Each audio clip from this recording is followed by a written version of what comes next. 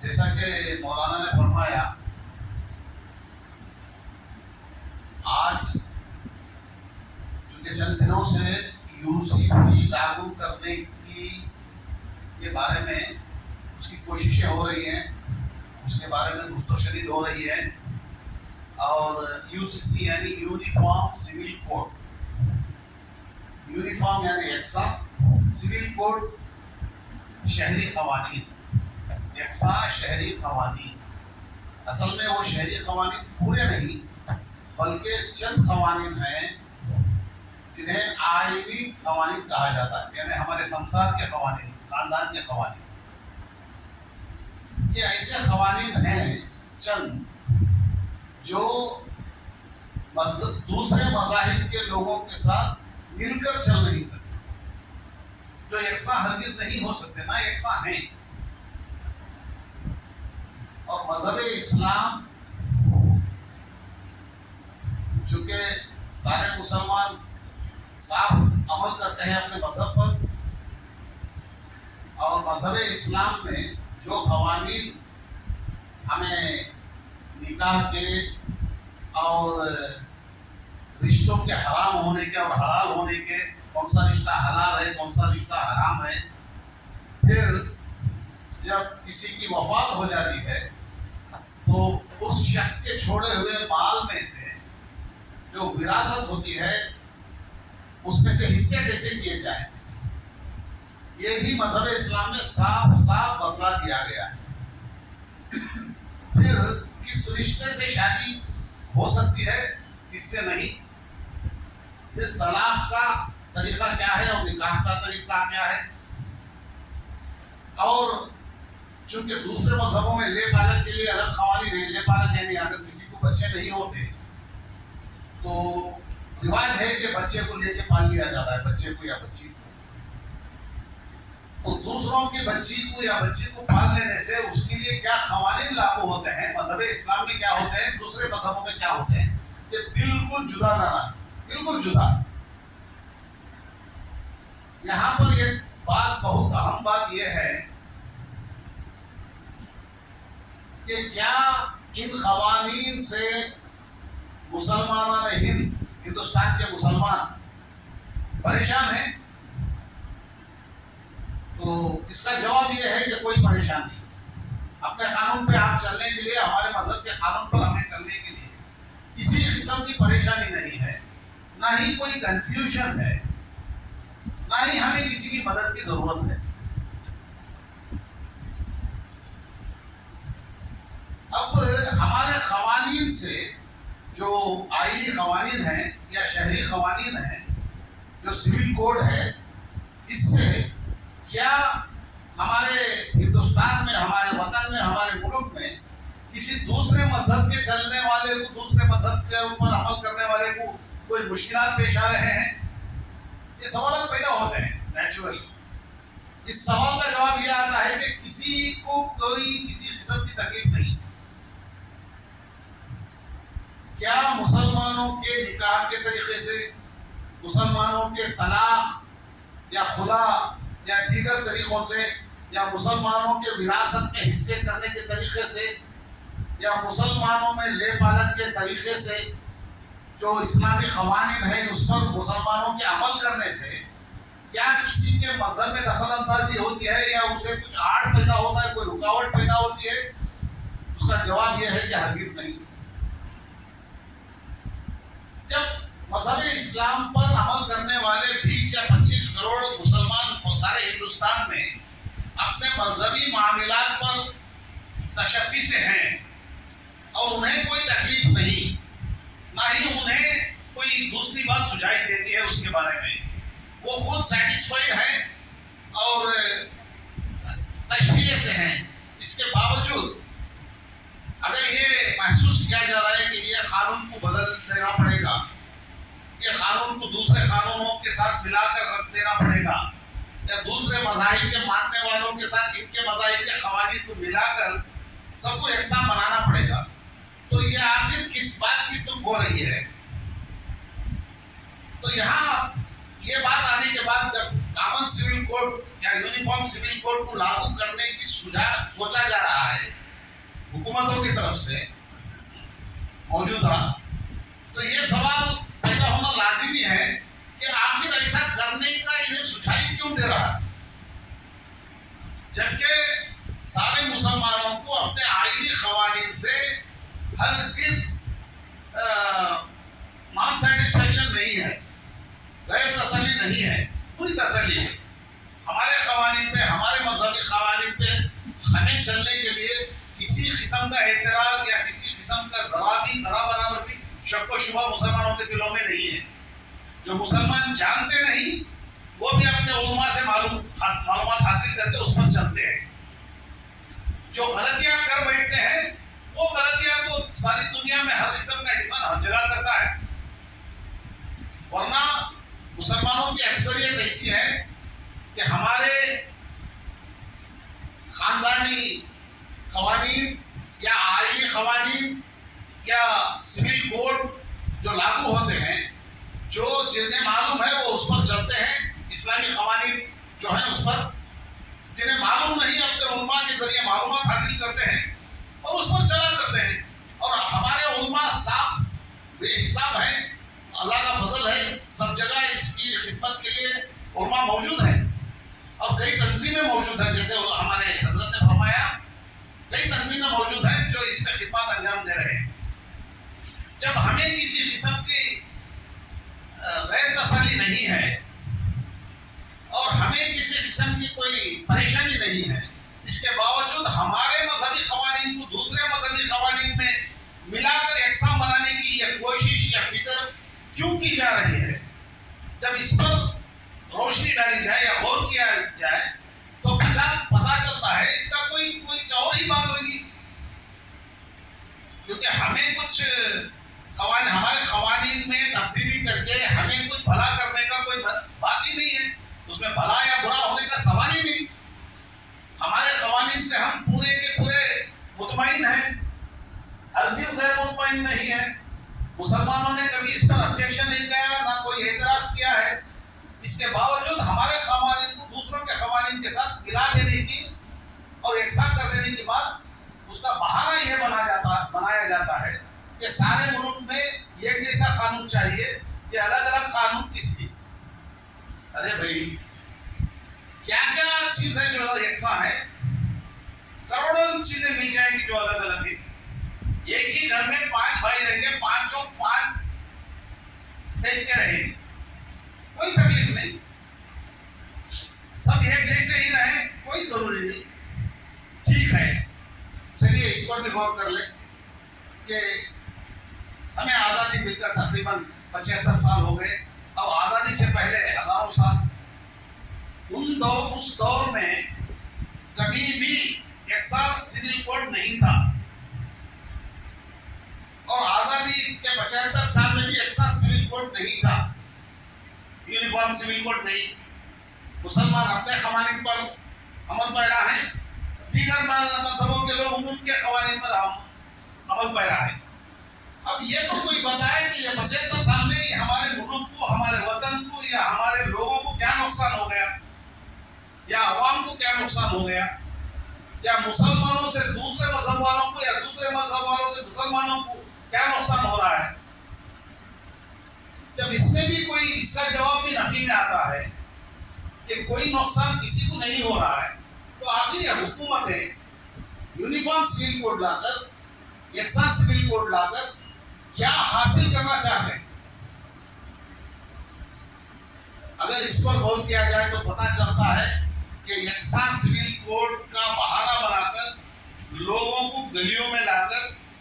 اپنے اپنے مذہب کے حفاظت کے لیے لوگوں کو خامخواہ ایک سے دوسرے کو لڑوانے کا یہ پورا پلان ہے، اسکیم ہے یا سازش ہے۔ یہ بہت عرصے سے یہ چلا آ رہا ہے۔ ہمارے آئین میں، کانسٹیٹیوشن میں یہ ریکمینڈیو پرنسپلس ہیں جس میں یہ کہا گیا ہے کہ حکومتیں یہ کوشش کریں گی کہ آئندہ چل کر یونیفارم سول کوڈ ہندوستان میں جاری کروایا جائے۔ وہ اس لیے کہ اس ٹائم پہ کانسٹیٹیوئنٹ اسمبلی میں جب ہمارا آئین بنا رہے تھے اس وقت جب بحث چل رہی تھی تو یہ گروپ ہرگز نہیں مان رہا تھا کہ وہ ایکسا سول کوڈ کے بغیر آئین بن جائے، اس پر وزن تھا. تو اس گروپ کو کی بھی بات رکھنے کے لیے اس میں یہ شخص انکلوڈ کی گئی ہے. ڈائریکٹو پرنسپلس میں وہ ایک ہی بات نہیں ہے بلکہ شراب بندی، شراب پر پابندی پورے ہندوستان میں لگنا چاہیے، اس میں دیا ہوا ہے. اور سب کو مزدوری ایسا ملے اس کا بھی ایک قانون ہے، اس پر کوئی عمل کرنے کی بات نہیں ہو رہی ہے. شراب بندی پر کوئی عمل کرنے کی بات نہیں ہو رہی ہے. سارے ہندوستان میں ہر مزدور کو یکساں کی مزدوری دستیاب ہو ایسا قانون بنایا جائے، اس پر کوئی عمل پیرائی نہیں ہو رہی ہے، اس پر بات ہی نہیں کی جا رہی ہے. اس طرح کے بہت سارے قوانین ہیں جس میں ڈائریکٹو پرنسپلس میں ریکمینڈ کر کے بتایا گیا ہے. تھوڑا یہ ہمیشہ کی طرح نہیں جو مولانا فرماتے ہیں، جو مولانا بیٹھ کے بیان دیتے ہیں، بلکہ یہ تھوڑی چیزیں یہ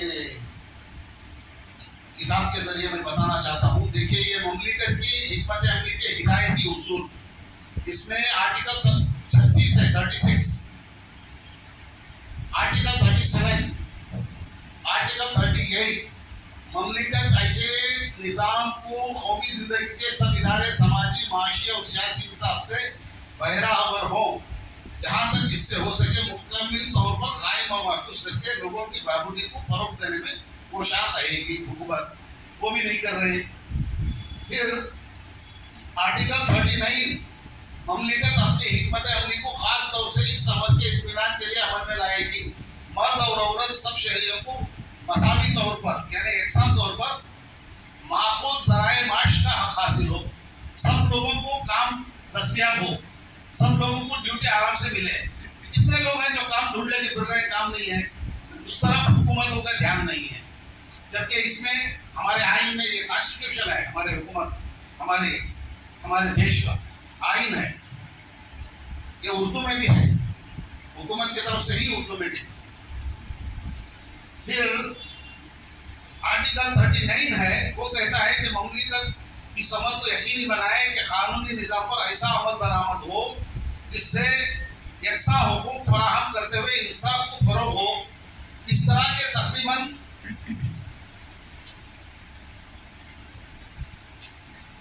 آرٹیکل 36 سے آرٹیکل 50 تک آرٹیکلس ہیں. ان سب آرٹیکلس میں ایک آرٹیکل کو لے کر یکساں سول کوڈ نافذ کرنا چاہیے، اس میں لکھا ہوا ہے. اس کو سختی سے نافذ کرنے کی کوشش کر رہے ہیں، جبکہ اس کو نافذ کرنے سے کسی قسم کا کسی کو بھی فائدہ نہیں ہوگا. اگر فائدہ ہوتا ہے آج تک کئی بار حکومت کی طرف سے وہ معلومات حاصل ہو گئی ہوتی.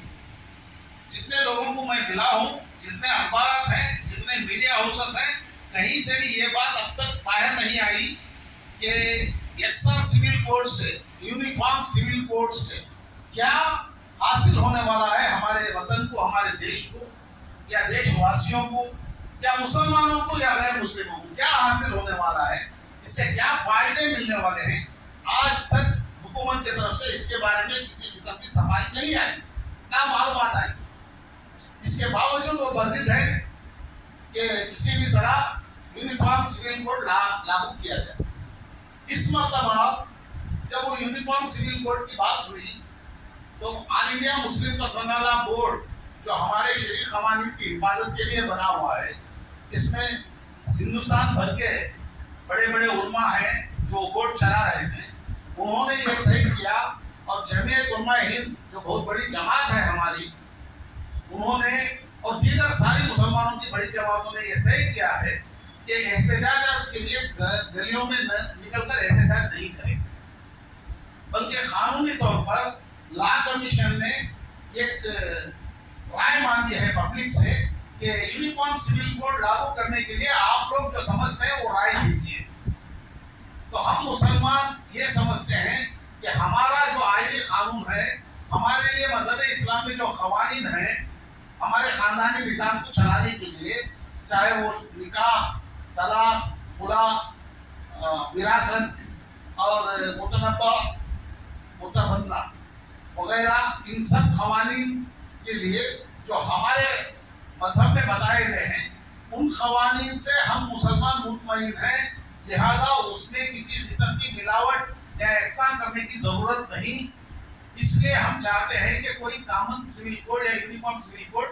ہمارے دیش کو ضرورت نہیں ہے، اور ہر مذہب کو ہمارا آئین، ہمارا کانسٹیٹیوشن ہر مذہب کے ماننے والوں کو ان کے اپنے مذہب پر عمل پیرا رہنے کے لیے پوری آزادی دیتا ہے۔ اس آزادی میں روک لگانے کی یہ کوشش رہے گی، لہذا جو ایک ہمارے یوٹیوب میں یا دیگر جگہوں پر ہمارے تنظیم کی طرف سے اور کئی جماعتوں کی طرف سے لا کمیشن کو بھیجنے کے لیے ہر آدمی بھیج سکتا ہے، اپنا اعتراض درج کروا سکتا ہے، تاکہ وہاں پر جو لوگ مانتے ہیں، جو اس کو لانا چاہتے ہیں، ان کے لوگ وہ ہاں لائیے بول کے وہ دے دیں گے۔ اس لیے ہمیں چاہیے کہ ہم میں سے ہر ایک آدمی لا کمیشن کو اپنی طرف سے ایک میسیج بھیجے، تاکہ ہماری جو نامنظوری ہے وہ لا کمیشن تک پہنچ سکے۔ اس کے لیے آج جمعہ جو ہے سارے ہندوستان میں یہ خبر عام کر کے یہ بتائی جا رہی ہے بات، تاکہ لوگوں میں یہ بیداری آئے، یہ احساس آئے کہ ہم میں سے ہر شخص ذمہ دار ہے۔ اگر common civil code, uniform civil code لاگو ہو گیا تو بہت سارے لوگوں کو اس کا اندازہ نہیں ہوگا۔ بہت سارے حضرات جو دانشور اور مفکر کہلاتے ہیں اور قانون کے بھی ماہر ہیں، پڑھے لکھے بھی ہیں، اور پتہ نہیں کون سا درس حاصل کر چکے ہیں، کئی حضرات یہ کہتے ہیں کہ آنے دیں کیا ہو جائے گا، اور چند حضرات جو مذہب بیزار ہیں وہ بھی چاہتے ہیں کہ مذہب میں تھوڑا اوپر نیچے ہونا ہے، ایسا نہیں چلتا، ایسے بھی لوگ ہیں۔ ان کے لیے ایک مثال میں پیش کرنا چاہتا ہوں، ایک موٹی سی مثال جو سب کو سمجھ میں آ سکے۔ دیکھیے، یونیفارم سول کوڈ ایک ایسا کوڈ ہے جو ہمارے رشتوں کو بھی، اگر وہ چاہتے ہیں اس سول کوڈ میں وہ حلال یا حرام بتا سکتے ہیں، یہ جائز یا ناجائز، یعنی قانونی طور پر یہ رشتہ اگر بنتا ہے تو اسے گھر والے کوئی رکاوٹ نہیں پیش کر سکتے، کیونکہ قانون میں وہ جائز ہے۔ لہذا ہمیں اور آپ کو معلوم ہونا چاہیے، ہمارے غیر مسلم برادران کے درمیان یہاں کرناٹک میں، تمل ناڈو میں، دیگر کئی ریاستوں میں ماموں کی بھانجی سے شادی ہوتی ہے، بلکہ سب سے پہلا حق ماموں کا ہوتا ہے، بہن کو بچہ ہوتے ہی یا بچی ہوتے ہی۔ اب اگر قانون میں یہ ملا لیا گیا، جب کامن کرنا ہے، سب کو یکساں کرنا ہے، تو وہ قانون میں اس کو جاری رکھا گیا، اور ہمارے گھروں میں کوئی سربراہ ایک سربری بچی سے اگر وہ دونوں محبت کر رہے تھے، اور وہ بھانجی ہے، یہ ماموں ہے، اور سارے گھر والے انہیں رکاوٹ پیش کیے، اگر وہ دوڑتا ہوا پولیس اسٹیشن جائے گا یا کسی کورٹ کو جائے گا، تو کورٹ اور پولیس اسٹیشن ہمارا قانون بتا کر بولے گا یہ تو جائز رشتہ ہے، آپ کیوں رکاوٹ پیدا کر رہے ہیں، آپ کو جیل میں ڈالنا پڑے گا۔ یہ قانون حکومت بنانا چاہتی ہے۔ ایک اور مثال میں بتانا چاہتا ہوں، جس طرح اس مسجد میں صدر ہوں، اسی طرح میں کئی دیگر مساجد میں ذمہ داری میری ہے۔ تقریباً 30 سال پہلے ایک مسجد کی کمیٹی کے پاس ایک شکایت آئی، چند نوجوان مل کر ایک شکایت لے کر آئے کہ ایک شخص جو ہے پڑھے لکھے، بہت بڑی ڈیوٹی میں ہیں، بہت مالدار ہیں، خاص گھر ہے، سب کچھ ہے، وہ اپنی سالی کے ساتھ رشتہ بنائے، سگی سالی، چونکہ سالی کے ساتھ رشتہ حرام ہے۔ اپنی بیوی اگر انتقال ہو جائے تو پھر شادی ہونے کی اجازت ہے، بیوی زندہ رہتے ہوئے سالی کے ساتھ رشتہ رکھنا یا شادی ہونا بالکل اجازت نہیں ہے اسلام میں۔ اور وہ آرام سے وہاں گھر میں ان کی بیوی بیٹھی ہوئی ہے اور سالی اور بہنوئی جا رہے ہیں، یہ کہیں گے کہ خدا حافظ، وہ بیوی شوہر کے جیسا زندگی کر رہے ہیں۔ جب ہم لوگوں نے کمیٹی والوں نے جا کر ان سے دریافت کیا، بھائی یہاں محلے میں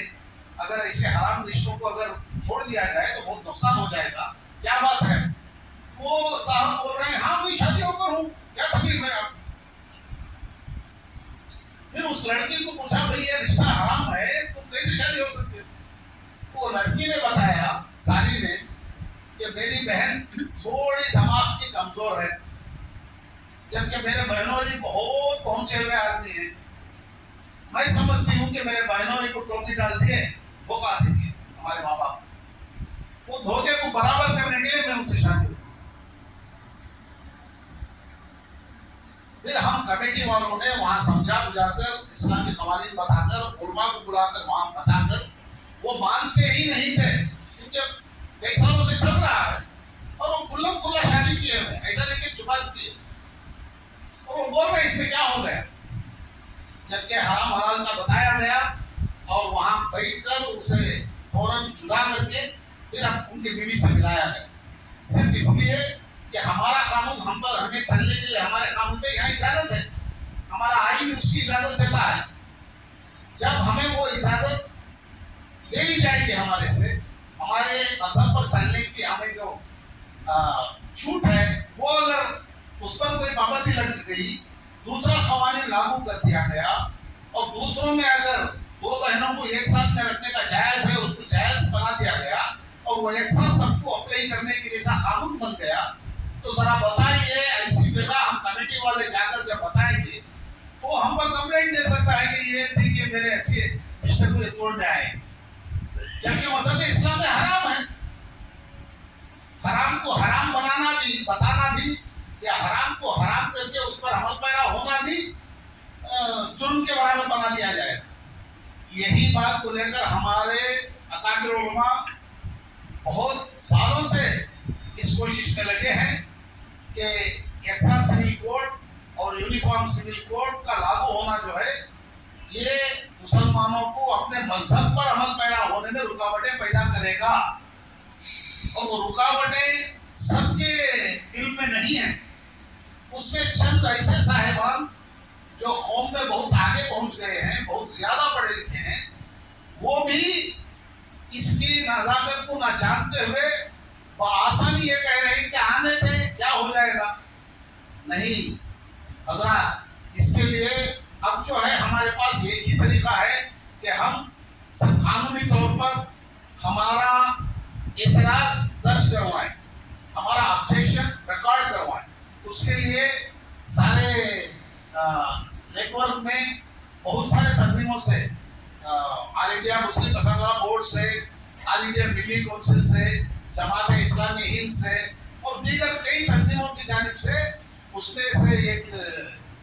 لنک بنا کر ڈالا گیا ہے، جس لنک پر جا کر اس میں جو طریقہ بتلایا گیا ہے اس طریقے پہ جا کر آپ اعتراض درج کروائیں۔ ہو سکتا ہے بہت سارے لوگوں کو یونیفارم سول کوڈ کے بارے میں معلوم نہ ہو، اسی لیے آج یہ موقع کا فائدہ اٹھاتے ہوئے سارے ہندوستان میں سارے مساجد میں یہ موقع کا فائدہ اٹھاتے ہوئے سب کو بتانے کی کوشش کی جا رہی ہے، لیکن بڑی مشکل بات ہے، بڑے افسوس کا مقام ہے کہ بہت سارے صاحبان یہ بات ختم ہونے کے بعد آ رہے ہیں، یا بہت سارے صاحبان صرف آدھی بات سن پائے کیونکہ پہلے آئے نہیں۔ یہ میں انہیں کم کرنے کے لیے نہیں بول رہا ہوں، لیکن یہ باتیں بہت ضروری تھی جو سب کو پہنچنی ہے، سارے مسلمانوں کو پہنچنی ہے۔ چند لوگوں کو یہ باتیں ضروری تھی، باقی کے لوگوں کو ضروری نہیں تھی۔ چند لوگوں کو صرف آدھی معلوم ہونے سے چلے گا نہیں بھائی،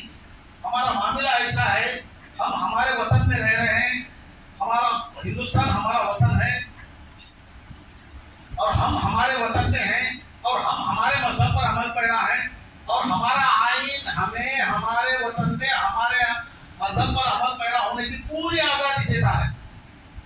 اور اس آزادی کے لیے، اس آئین کے لیے ہمارے آبا و اجداد، آپ سب کے آبا و اجداد نے اپنی گردنیں کٹا کر آزادی حاصل کی ہے ہمارے دیش کے لیے۔ اس دیش کے لیے اپنے جو سامان تھے، فارن کے سامان سب باہر رکھ کر آگ لگا دو کر کے مہاتما گاندھی نے جب آواز دی تو سارے اپنے سامان، لاکھوں کروڑوں کے سامان باہر رکھ کے آگ لگا دی انگریزوں کو بھگانے کے لیے۔ جب انگریزوں بھارت چھوڑو کی تحریک چلی اور ریشمی رومال کی تحریک چلی اور آزادی کے لیے جو کوشش کی گئی، اس وقت